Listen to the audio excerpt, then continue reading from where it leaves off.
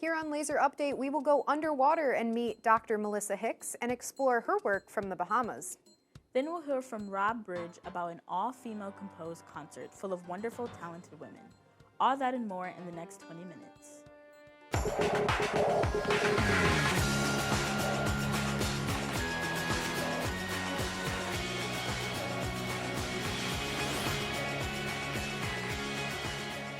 Live from the Kathy Hawkins studio on the Onondaga Community Campus, it's Lazer Update.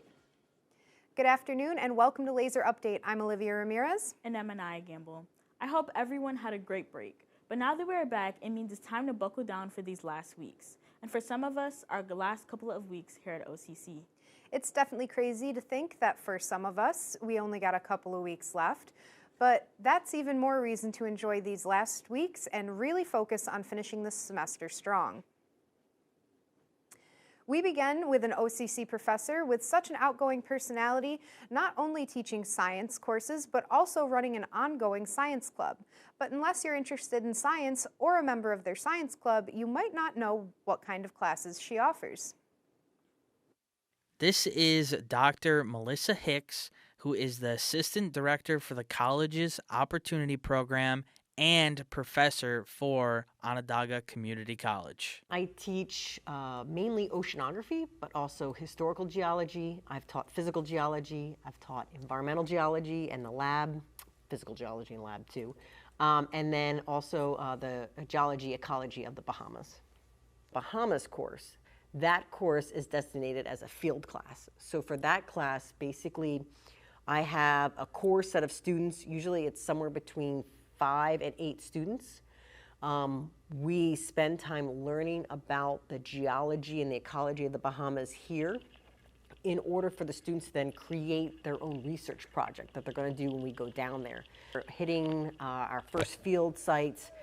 It might be snorkeling, it might be hiking, we might be looking at the geology and how the Bahamas formed as islands.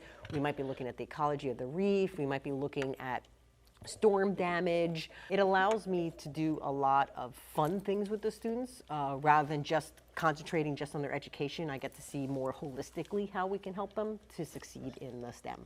So I worked with them with Rutgers University to take some of those data sets and create working with real data for classes. So we created labs and like small exercises that students in like an oceanography class could use so that the way they're using real data to understand our natural world. Dr. Hicks keeps her students laser focused by having fun and keeping her students entertained. Melissa loves showing her students the Bahamas while also giving them the experience of studying such an exotic place, so that when they come back they can take their research and compose a final paper on their amazing adventure in the Bahamas. As you walk around campus, you probably stumble on all sorts of cool sights. One of the many cool sights being the OCC auditorium.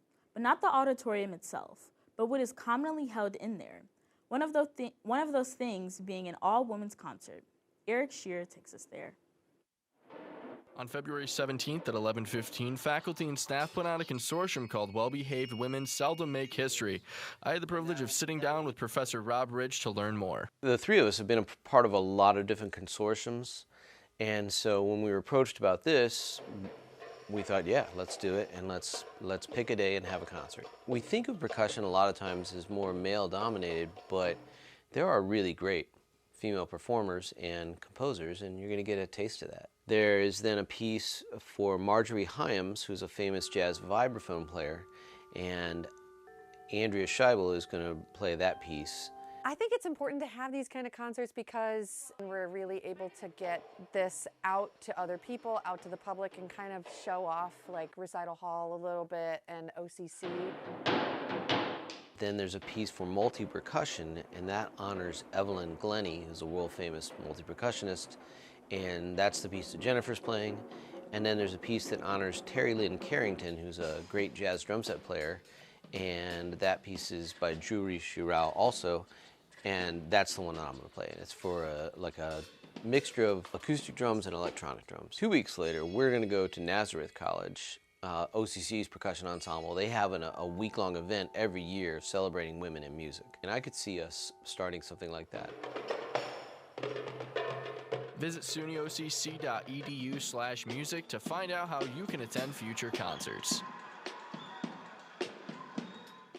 If you missed this event, don't worry. OCC has tons of concerts that are free admission and are open to the public at the Frederick Marvin in Ernest Shue Recital Hall or in Academic 2 P100.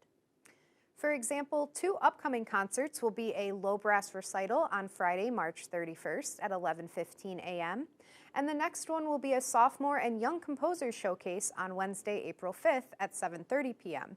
If you can't make it, don't worry, they are live streamed on the OCC website, so go check it out. One of our daily features on Lazer Update is called Did You Know? In past shows, we've learned about several departments, programs, and people that make OCC run every day. Today, however, we focus on something a little more creative. Did you know that OCC hosts an art gallery here on campus? Destiny Salas takes us to see more.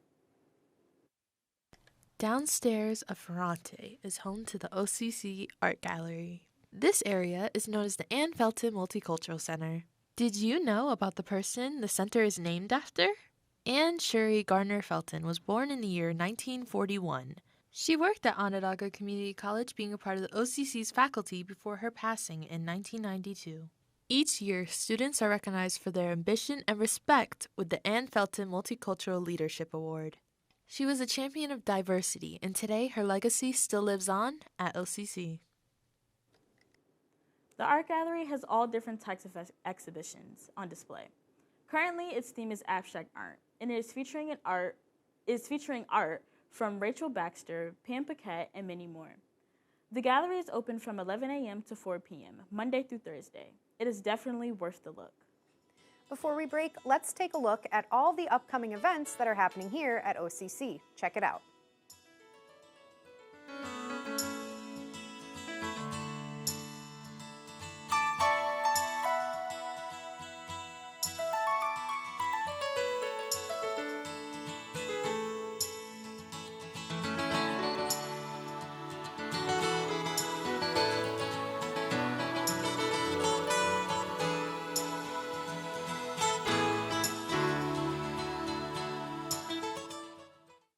Tired of spending hundreds of dollars on textbooks you'll only use once? Well, we got the program for you. The Box of Books program allows you to get all of your class resources at a price you can afford. There's a reason why over 75% of all students took advantage of this amazing opportunity. Stop by the Whitney Atrium to visit the bookstore or go to their website at onondagacc.bncollege.com to reserve your box of books now. What is my OCC story? My OCC story is finding what I love to do. My OCC story is having the tools and resources needed to help fuel my passions.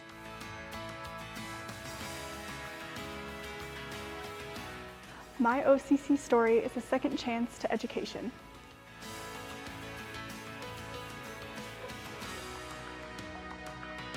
What will your OCC story be?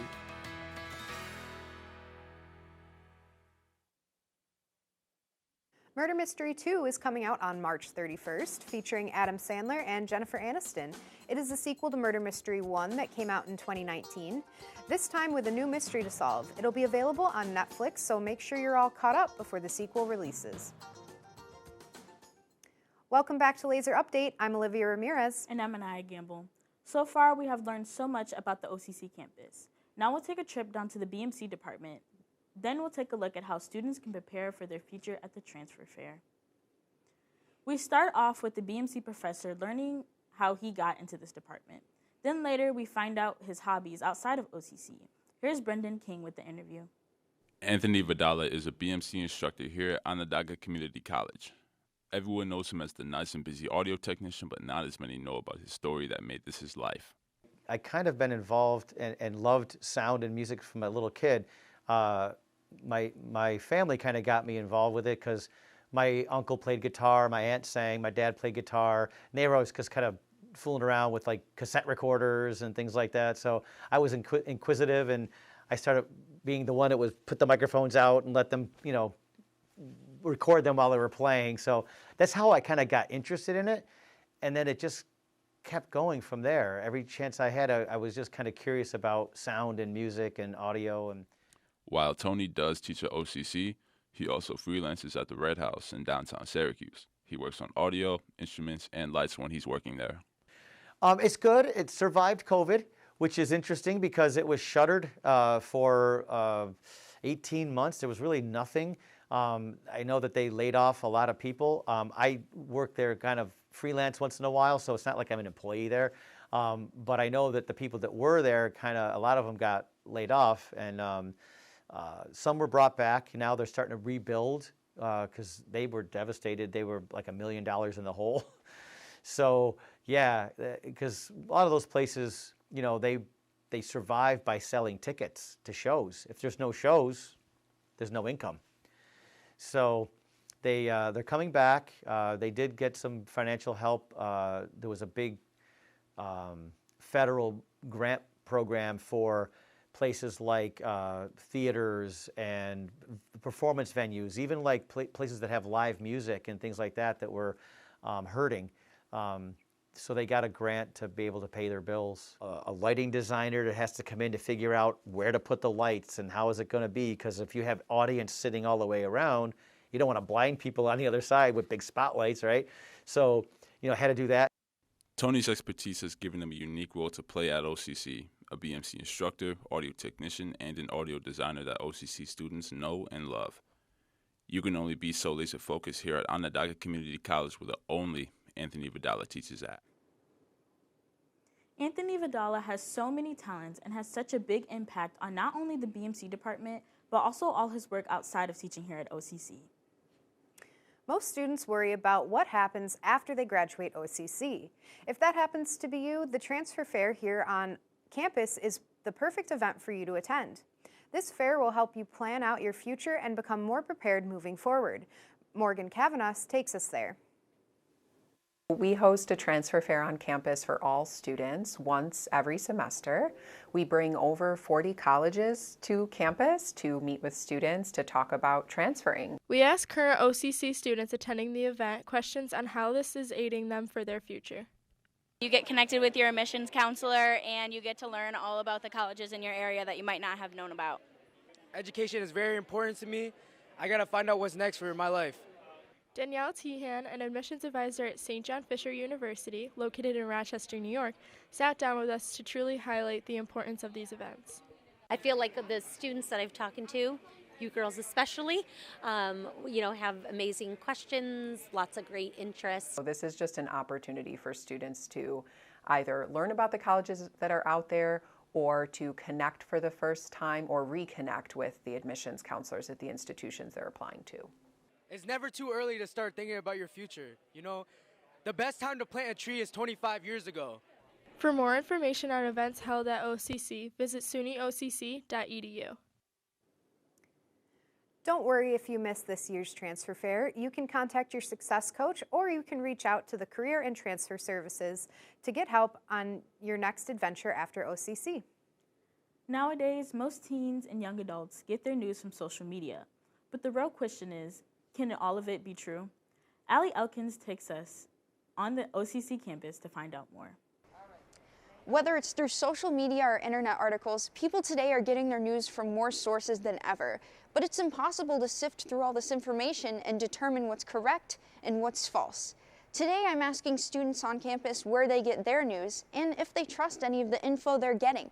When I do look into some news, a lot of the time it is from social media, like if I'm scrolling through TikTok or Snap Stories. I honestly don't know which source I actually trust, for real, because when I see like any sort of like news story or something, it's on like social media.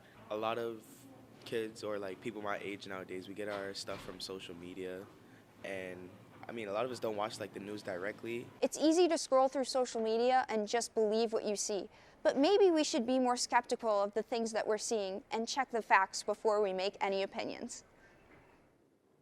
Students may get their news from all over the place, but it's certain that some news companies cannot be trusted. This is because every company has their own political opinion and bias. Some of them fall on the left side, which is Democrats, and others fall on the right side, which is Republicans. There are some news places that remain unbiased and fall in the middle. Those are the most reliable news sources. On the topic of news, let's go check up on how our Onondaga Lazers are doing in baseball.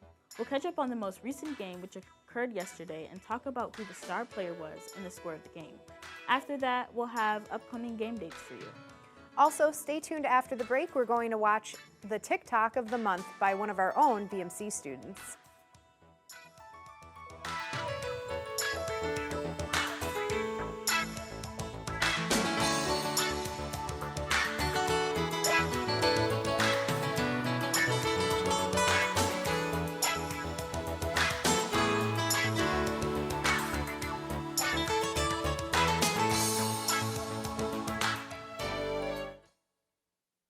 Why do I love OCC? I love OCC because of our students and our diverse student population. The diverse student population helps drive club activity as well as our engagement efforts throughout the semester. I love OCC because of the exciting classroom spaces. We have students from all backgrounds engaging with real-world issues passionately. I love OCC because OCC has a ton of resources that are available to students to help them in any step along the way.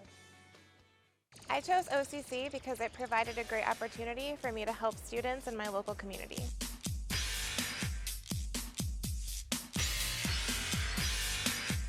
I chose OCC because I wanted to be able to experience the student life on campus.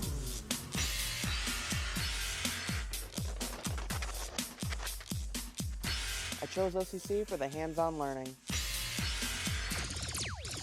Discover why OCC is the right choice for you. Old life. Bring it on home, John B. Bring it on home, son. Rafe, look at me, son. Son, you need to man up. I'm doing this on my own, okay, Dad? All right, me, your son, Rafe. It's my destiny. Welcome back. I'm Anaya Gamble. And I'm Olivia Ramirez, and you're watching Lazer Update. Now we take a look at who the GOAT of the NBA basketball really is, MJ or LeBron. Let's see what our own BMC student, Nicholas Bullock, has to say about that. Thanks, Olivia. Hello, everyone. I'm Nicholas Bullock, and today on Gut Issues, we are discussing who the GOAT is between Michael Jordan and LeBron James. Many people thought MJ would never be beaten in this discussion, but in the most recent years, LeBron has made a stand. Joining me today are Dante Casella and Will DiAgostino to talk about who the GOAT really is. Thank you for joining me, guys. Dante, we'll start off with you. What has LeBron achieved in his career? Well, LeBron is definitely an icon in any sport comparatively. He has gone to 6 finals with different teams. He's won 4 of them, and he has also 4 MVPs, which is, again, truly great numbers coming from one player. It's truly iconic. He is definitely one of the greats. Will, what has MJ achieved in his career? A lot. You know, MJ, before LeBron's time, MJ was the man, you know, in the NBA. You know, he has more championships than LeBron, 6 championships with the Bulls. They had a great run. Statistically, LeBron is better, but Michael Jordan, you know, he had his legacy, and I think as far as legacies go, his is the best. He definitely had an impact on the game. Dante, what is the difference in opponents looking like throughout the eras? Well, it's definitely changed. You know, we're talking about when Jordan played in the 80s and 90s against Larry Bird, another great name, Magic Johnson, all those great athletes. And it definitely has changed since then comparatively to LeBron, you know, facing off against Giannis and Jokic from the Denver Nuggets. And it's definitely changed, but comparatively, they have both played great basketball in today's scene and back then scene of basketball. Interesting. Will, what do you think about the difference in opponents throughout the eras? It's been very versatile. I mean, today's era with LeBron, you know, you see players like Dante said, you know, Jokic, you know, 7 feet tall, but just great ball handling, you know. Back then, you wouldn't really see that as much. You kind of have more solidified positions, like if you're a center, you're a true center. If you're a point guard, you're kind of a true point guard. Today's era, you don't really see that as much. It's kind of versatile, and you get to see, it's kind of interesting. You get to see players that play different positions that you wouldn't really see back then. Well, thank you, Will. When we come back, we will talk about how the eras affected the GOAT conversation. Our discussion continues right here on Got Issues.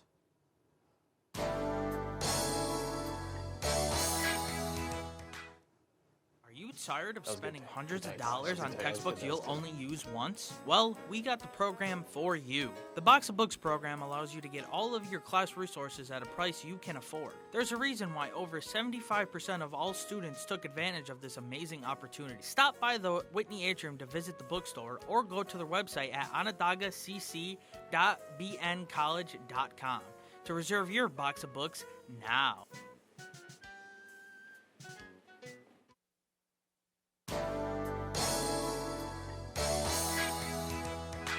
Welcome back. Nick here again. I'm with Dante and Will, and we've been talking about who the GOAT really is. Let's continue. Well, Dante, what kind of numbers would MJ put up in today's game?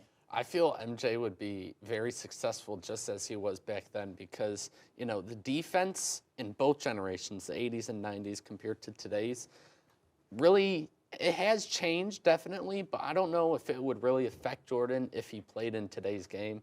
I think he would play as good, maybe even better, because he was able to beat great defenses back then, and I think he would be able to even do it today. Well, what kind of numbers do you think MJ would put up today? Similar to what Dante said, you know, I think he would make a great, you know, he would do very well in the league today, similar to how he did in his era.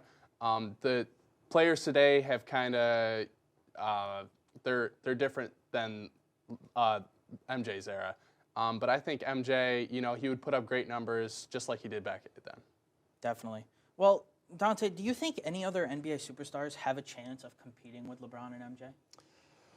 I don't know. It's a hard question because, you know, they were so dominant in their game. Yes, they played against great athletes, and that's why they're in the NBA. But they even excelled even more. LeBron and MJ both had that step up on opponents that they knew that they had to achieve better and to break more records and to really solidify their title as possibly one of the greatest to ever play the sport. Definitely. Well, do you think, and do you have any NBA superstars in your head that would actually put up a fight against LeBron and MJ in the GOAT conversation? Yeah, for sure. I mean, Giannis, you know, he's been a staple in the league today right now. I think him, you know, Curry is kind of different. I would throw him in there too, but, you know, he's kind of smaller compared to the two. But I think, yeah, Giannis, you know, he's had a great legacy right now. Jason Tatum for the Celtics. Yeah, there's a lot of great versatile players in this league, and I think although they have had great legacies, both LeBron and Jordan, I think we're going to see some other legacies coming up in the new eras of basketball. For sure. Dante, who on your mind is coming up in the ranks right now in the NBA that really has a chance of competing with them? Well, there are a lot of people obviously wanting to go up the ladder of success, but it's hard. Yeah, like you mentioned, Giannis, he's a very strong name, strong man too, and he's very successful for the Bucks, and he's really shown it a lot. He's already won MVP, and I think if he plays for an extended amount of time, he can possibly reach the ladder of one of the greatest to ever play. Definitely. Well, I'd like to thank my guests Dante and Will, and hope you've enjoyed watching us decide who the GOAT really is. I'm Nicholas Bullock, and that's Got Issues. Thanks, Nick. Well, in this Lazer update, we went to all different departments at OCC, and we even learned some cool events that happen around campus. Thank you everyone for tuning in to this episode of Lazer Update. I'm Anaya Gamble. And I'm Olivia Ramirez, and that's Lazer Update.